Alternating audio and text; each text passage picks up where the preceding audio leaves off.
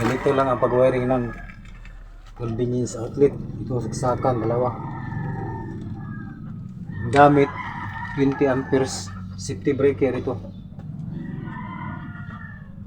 Itong ginagamit na wire number 12 dahil saksakan ang wiring, nilagyan ng wiring. Ngayon, itong puting wire dito sa malaking butas. Yung itim naman dito sa maliit.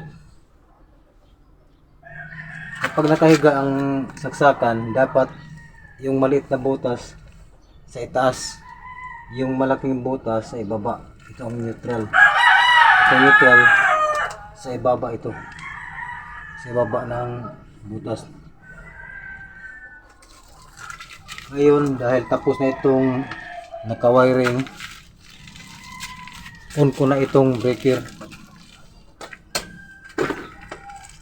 Yan, mayroon na siyang supply. Ito.